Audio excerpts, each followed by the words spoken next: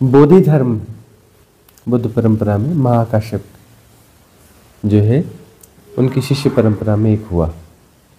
700 सवा 700 साल पुरानी बात है। और वह जो है चाइना गया, चीन गया। तो चीन गया तो वहाँ का राजा उससे मिलने के लिए आया, वो नाम था उस राजा का। और उसने जो है बहुत सारी बातें करी, तरह तरह की बातें करी। उन बातों का भी महत्व नहीं है, अब जो विषय है विषय की चर्चा करेंगे। उसमें जो है उसने कहा कि महाराज सब बातें ठीक हैं, सब उल्टे पुल्टे जवाब थे। किनके? बोधि धर्म के। उल्टे पुल्टे का मतलब जो मन की संगतता में नहीं बैठते थे। तो बंदा हिल ही गया था, जो वो नाम का सम्राट था हिल ही चुका था उल्टे पुल्टे जवाबों से। लेकिन तब भी गजब का आकर्षण बन रहा था इस फकीर के लिए, इस भिक्षु के लिए, बोधि धर्म के लिए। तो उन्होंने कहा कि महाराज बात सब ठीक है, एक बात बताओ, मन से मैं बहुत परेशान हूं। ये मन जो है ठहरता ही नहीं, चलता रहता है। तरह तरह के आवेग, उद्वेग, बिल्कुल रेस्टलेसनेस है, विश्राम तो घटता ही नहीं है। नींद में भी ऐसा लगता है कि सब हलचल मची हुई है। न नींद में सुकून है, न दिन में सुकून है, न रात में सुकून है, न रात में चैन है, न दिन में सुकून है। तो करूं क्या? तो बोधि धर्म ने कहा तुम्हारे मन की समस्याएं हम ठीक कर देंगे। सम्राट, तुम एक काम करना, आधी रात तुम आ जाना। ये जो मन है तुम्हारा बहुत गड़बड़ मन है, इस मन का हम निपटारा कर देंगे, तुम आधी रात आ जाना। बोधि धर्म की सारी हरकतें चित्र विचित्र थी। और अब मन की समस्या राजा ने कही तो बोधि धर्म ने कहा आधी रात आना। उसके बाद फिर वो संशय में था ही, तो बोधि धर्म ने कहा एक बात का ख्याल रखना, आधी रात आना और अकेले आना, किसी को लाना नहीं। सिर्फ लाना तो एक ही चीज लाना अपने साथ। वह क्या लाना? अपने मन को लेके आना। मन को घर में भूल के मत आना। मन को लेके आना और किसी व्यक्ति को साथ में नहीं लाना। तो वह जो राजा है, वह सम्राट है, वह बड़ा हतप्रत हो गया कि ऐसा कोई बात करता है, ये तो पूरी पागलपन वाली बात है। मन को भूल आना, मन तो भीतर ही रहता है। अकेले आना, आधी रात में आना, अरे जवाब तो अभी यहाँ दिया जा सकता है। अकेले बुलाने की क्या जरूरत है? आधी रात में बुलाने की क्या जरूरत है? ये मामला ही बड़ा मूर्खतापूर्ण है, अटपटा है, विचित्र है। चला गया, लेकिन उसको नींद नहीं आई। उसके सारे जवाब अटपटे थे। जैसे वो ने यह भी कहा था कि मैंने इतने भिक्षुओं को भोजन करवाता हूं, इतने मठ बनवाए, इतनी व्यवस्थाएं बनाई, इतने दान किए, पुण्य किए, इसका मुझे क्या फल मिलेगा? तो बोधि धर्म में कहा था कि कहीं कोई नर्क होगा तो तेरा रिजर्वेशन पक्का है। तूने इतने काम किए हैं, यदि कहीं कोई नर्क होगा तो तेरा रिजर्वेशन बिल्कुल पक्का मान ले। ऐसे चित्र विचित्र थे उसके उत्तर कि दान किए, इतने किए और उसमें नर्क में रिजर्वेशन। तो समझाया था बोधि धर्म ने कि तुम जो है ये दान कर क्यों रहे हो? दान जो है तुम किसी लाभ की लालसा से कर रहे हो। दान करने से कुछ लाभ होगा, कुछ पुण्य होगा। तो लोभ लालच से जो तुम काम करोगे उससे तुम्हें नरक ही मिलेगा। दान तो हृदयता से होता है, उसका कोई उसकी चर्चा नहीं होती, उसका कोई गुणाभाग नहीं होता, उसका कोई हिसाब किताब नहीं होता। उसका तुम्हारे पास हिसाब किताब है, उसकी तुम्हारे पास याददाश्त है, उसकी तुम्हारे पास मेमोरी है, तो ये मेमोरी तुम्हें नरक में ले जाएगी। ऐसे चित्र विचित्र जवाब देने वाले संत से पहली बार मिलना हुआ था उस सम्राट का।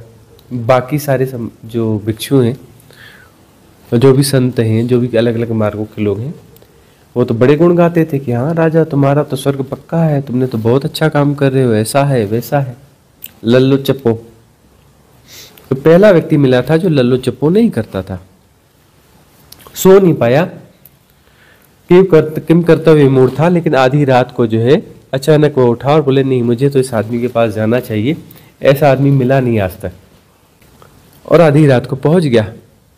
आधी रात को पहुंच गया, उसने देखा सीढ़ियों पर, उस मंदिर की सीढ़ियों पर वह भिक्षु बैठा है, बोधि धर्म बैठा है। और उसने कड़कदार आवाज लगाई, आ गया तू? ने कहा हाँ महाराज आ गया। चला जा अब।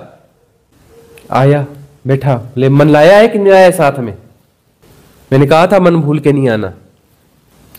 तब उसने जवाब दिया, महाराज अब बात कैसी करते हो? मन कोई भूलने की चीज है? वो तो भीतर ही होता है। अच्छा, मन भीतर होता है? पक्का? बोले हाँ भीतर होता है। चल तो आज उसको खोज लेते हैं, मन है कहाँ। मन का इलाज करना है ना, मन गड़बड़ करता है ना, इलाज कर देंगे। इलाज करने के लिए मन चाहिए ना, इसलिए तो मैंने कहा था तू लेके आना। अब तू बोल रहा है तेरे भीतर है, तेरे भीतर, तो चलो उसको ढूंढते हैं, उसको ढूंढ लेते हैं ना। इलाज तो करना ही है उसका, लेकिन पकड़ में आना चाहिए, मिलना चाहिए, तब तो इलाज करेंगे ना। तो एक काम कर, आंखें बंद कर और भीतर है तेरे तो भीतर जाके ढूंढ कहाँ मन है। जैसे ही पकड़ में आए तो मुझे बता देना, मैं इसका इलाज कर दूंगा। एक मोटा डंडा लेके वो बैठा हुआ था और उसने डंडा बजाया अपना जोर से। जैसे ही पता लगे तू मुझे बता देना, मैं इलाज कर दूंगा। वो डंडे की आवाज सुनकर के राजा और घबराया, हड़बड़ाया। इलाज कर दूंगा मतलब? जैसे ही मैं बताऊंगा तो पता नहीं सिर पे मार के सिर ही खोल दे मेरा। इतना मोटा डंडा, हाँ, सिर फोड़ देगा। लेकिन करता मरता क्या ना करता। और जो ये कह रहा था भिक्षु, इसमें कुछ आकर्षण भी था, कुछ क्वालिटी थी, उसकी बात में कुछ वजन था। तो वो मना भी नहीं कर पाया, वो आंखें बंद किया और भीतर उतर गया और वो सजेशन देता रहा। तो जो है मन को उसने ढूंढवाना चालू किया, ढूंढो अपने भीतर कहाँ है मन। सजेशन देता रहा और डंडा बजाता रहा। मतलब सजग, डंडा बज रहा है, गड़बड़ किया तो सिर खोल देंगे। मैं बेहोश हो नहीं सकते, विचार श्रृंखला चल नहीं सकती। दबंग आदमी, मजबूत आदमी सामने बैठा है और डंडा बजा रहा है।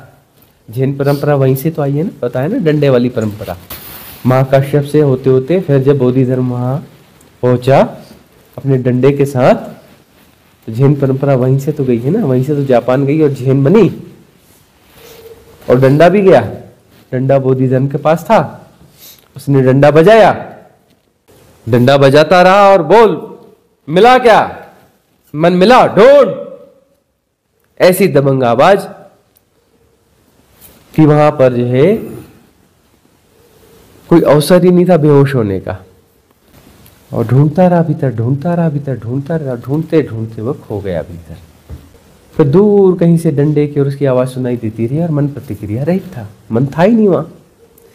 प्रतिक्रिया से तो मन पैदा होता है, तुम प्रत्येक प्रतिक्रिया करते हो और मन पैदा होता है। मन पैदा कैसे होता है? प्रतिक्रिया करने से तो मन पैदा होता है ना। प्रतिक्रिया करने से सारी श्रृंखलाएं पैदा होती हैं, सारे विचलन पैदा होते हैं। मन है क्या? विचलन। विचलन कैसे शुरू होते हैं? प्रतिक्रिया से, है ना। तुम प्रतिक्रिया करते रहते हो, तुम सतत प्रतिक्रिया करते हो। ढूंढो तो अपने आप को। तुम कहीं कुछ भी देख रहे हो, कुछ भी सुन रहे हो, सारे सेंसेस जो है, जो भी अपना अनुभव करते हैं, तुम उन सारे अनुभवों पर प्रतिक्रिया करते हो। बिल्कुल मैकेनाइज रूप से प्रतिक्रिया करते हो। सब देखते हो उस पर प्रतिक्रिया करते हो नहीं, तुम सुनते हो उस पर प्रतिक्रिया करते हो। तुम जो जीवा से अनुभूति करते हो उसे प्रतिक्रिया करते हो। तुम्हें कोई गंध दुर्गंध आती है उस पर प्रतिक्रिया करते हो। प्रतिक्रिया गंध दुर्गंध आई तो उसे प्रतिक्रिया करते हो, ये इसकी है कि उसकी है कि कैसी है, क्या है, एनालाइज करते हो, डिफाइन करते हो, कैटेगराइज करते हो, है ना। पूरे लग जाओगे तुम, उसका पूरा गुणा भाग लगाओगे, उसके कंक्लूजन तक पहुंचने के लिए तुम्हारी दौड़ चालू हो जाएगी। तुम्हें हर चीज का कंक्लूजन चाहिए। क्यों चाहिए कंक्लूजन हर चीज का? हर चीज का तुम्हें निष्कर्ष चाहिए, ये क्या है, क्यों है। और निष्कर्ष क्या बताएगा कि यह खुशबू फलाने फलाने फूल की फलानी खुशबू है, जो कि इस रंग का होता है और ऐसा ऐसा है। इस कंक्लूजन से क्या मिलेगा? तुम्हें मुक्ति मिल गई। इससे ही तुम बंधे हो। ये कंक्लूजन की दौड़ ना होती और कंक्लूजन का चक्कर ना होता तो तुम मुक्त हो जाते। ग्रहणातीत सत्य को तुम जान जाते। जो घ्राण है, जो गंध है, उस गंध से, उस गंधातीत घ्राणातीत सत्य को तुम जान जाते। उस इंद्री के माध्यम से तुम भीतर छलांग लेते। लेकिन तुम गुणाभाग में लगे हो तो छलांग लगेगी कैसे? अब तुमने पहचान लिया कि फलाना फूल है और यह फूल यहाँ यहाँ होता है, इस रंग का होता है, इसकी खुशबू है, ऐसा है, कंक्लूजन तक पहुंचे। अब तुम उस फूल से जाके पूछो कि तुम फलाने वाले फूल हो ना, तुम गुलाब हो ना, तुम पारिजात हो ना, तो फूल क्या बोलेगा? यदि बोल सकता तो हंसेगा ना, न उसका नाम गुलाब है, न उसका नाम पारिजात है। तुम गुलाब बोलते हो, थोड़ा आगे चले जाओ तो कोई उसे रोज बोलता है, कोई उसे कुछ और बोलता है, कोई उसे कुछ और बोलता है, उसका तो कोई नाम है नहीं। तुम बोलते हो ये गुलाबी कलर का गुलाब है, कोई गुलाबी कलर होता है क्या? कोई सफेद कलर होता है क्या? तुम्हें समझ में नहीं भी हो सकता, ना भी आए क्या? नहीं, सफेद कलर तो होता है, ये गुलाबी होता है, पीला होता है, तो गुणा भाग सार बता दोगे। अरे कलर कोई चीज होती है क्या? सब तुम्हारे गुणा भाग है ना, तुम्हारे व्यवहारिक सत्य है ना। कलर नाम की कोई चीज होती है क्या? कलर कुछ होते हैं क्या? रंग कुछ होते हैं क्या?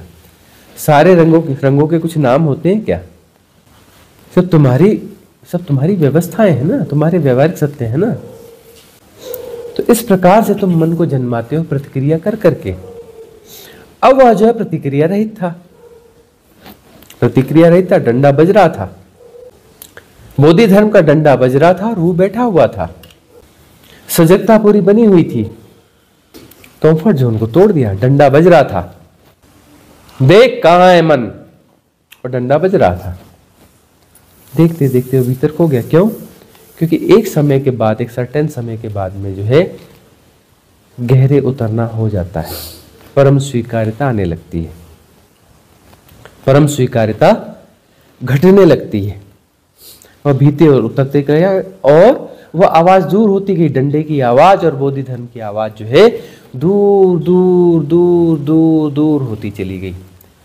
फिर ध्वनियां सुनी जा रही थी, जिसमें डंडे की ध्वनि भी थी और बोधि धर्म की ध्वनि भी थी, लेकिन उसमें कोई डेफिनेशन नहीं थी कि डंडा है, ये डंडे की ध्वनि है, ये बोधि धर्म का नाम का संत है और इसकी ध्वनि है, वह कुछ बोल रहा है, इसके मीनिंग क्या होते हैं, कोई भी गुणा भाग और विश्लेषण नहीं था, कोई भी गुणा भाग और विश्लेषण नहीं था। जैसे अन्य सारी ध्वनियां सुनी जा रही हैं, वैसे ही वह ध्वनि भी सुनी जा रही थी साइमल्टेनियसली। दो ध्वनियों के अलावा और भी तो 150 ध्वनियां रही होंगी, 1000 ध्वनियां रही होंगी, छोटी छोटी सारी ध्वनियां एक साथ सुनी जा रही थी, और प्रतिक्रिया कुछ नहीं थी, सजगता पूर्ण थी। सुबह हो आई, सुबह का सूरज निकला, और वह उसकी किरणों में उस राजा का आभा मंडल दैदीप्यमान हो गया, उसका चेहरा जो है किसी अनोखे प्रकाश से भर गया, भरा हुआ था। तब जाकर के बोधि धर्म ने उसे हिलाया और उसने कहा, अरे बहुत हो गई नौटंकी, आंखें खोल। आंखें खोल दी। मैंने तुझे मन ढूंढने के लिए कहा था ना, कहां है मन? पकड़ के ला ना, तो इलाज करूं उसका, पकड़ के ला।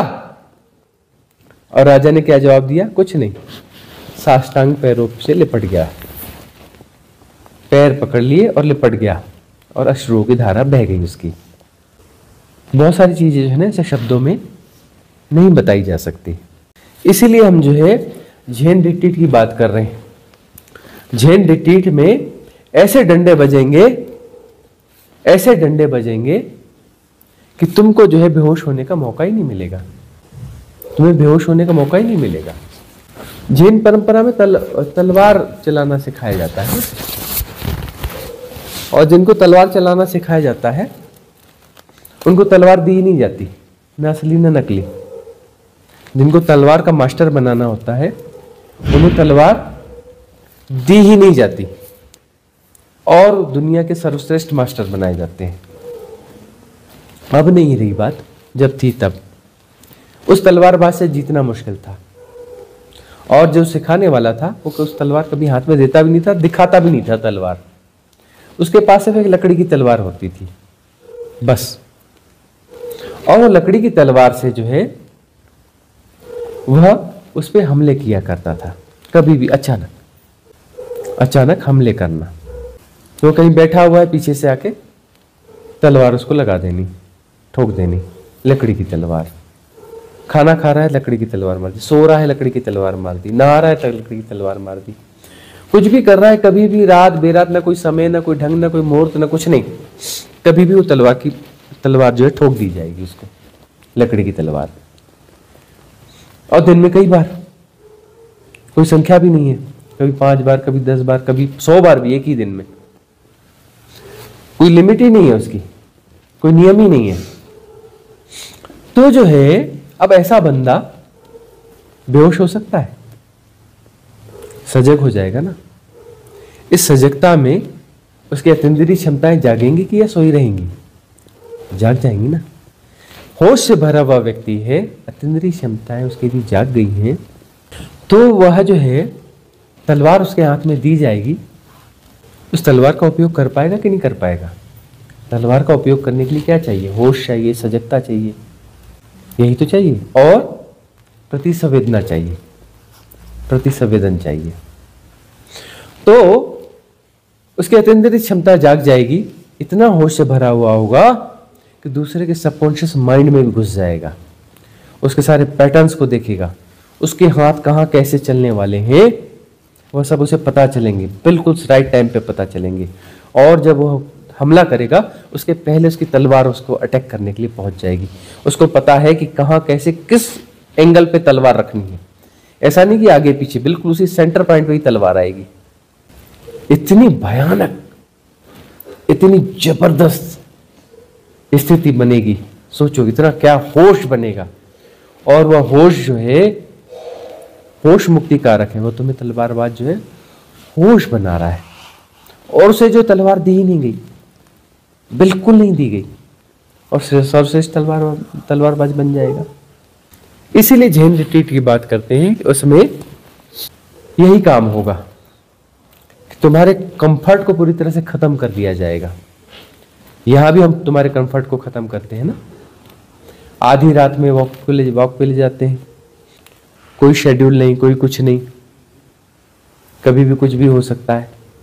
भोजन के शेड्यूल भी आगे पीछे उल्टे सीधे करते रहते हैं। किसी किसी दिन तुम्हें चाय भी नहीं पीने देते, अचानक ले अब चाय नहीं मिलेगी, आज चाय का एडिक्शन काम नहीं करेगा।